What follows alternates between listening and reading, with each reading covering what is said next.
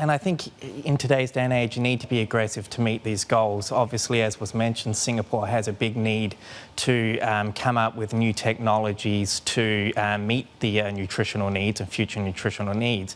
And I actually have to say, and that's one of the reasons why I'm here in Singapore, I think we're well placed and well poised to be able to achieve that goal because of the strength in our science and technology base here in Singapore. So how's that going to be applied? Because we think Singapore, we think glass, steel, concrete, skyscrapers, high-rises, etc. Not a heck of a lot of arable land. Are we talking rooftop gardens and stuff like that?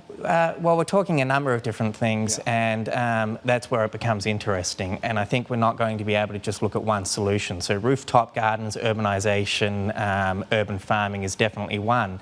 But a big area, and an area that links very closely to the food safety aspect, is how can we develop new novel foods, new types of proteins, new types of nutritional supplements that can actually support this nutritional need.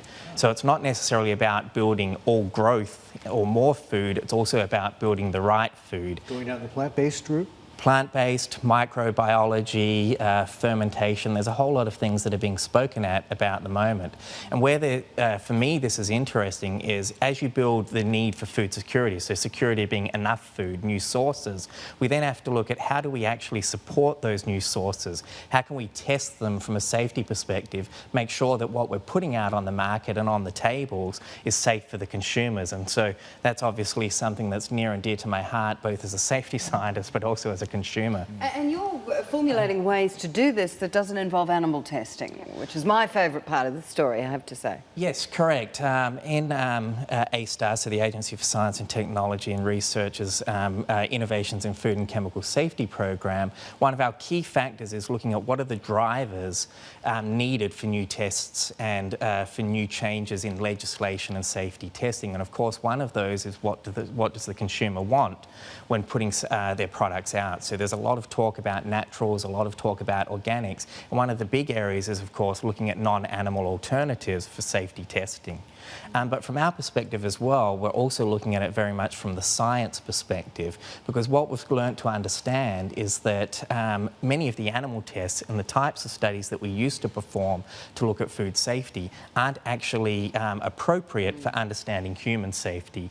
A friend of mine who actually works in this area at Johns Hopkins, Thomas Hartung, he actually likes to coin the phrase that humans aren't 70-kilogram mice, and it's true.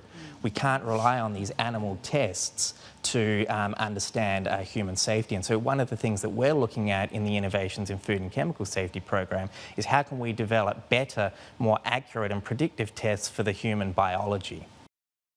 Hi, I'm Emily Tan, and thanks for watching CNBC. You can check out more of our videos by clicking on the boxes on the screen, and don't forget to subscribe to the channel for more. Thanks for watching.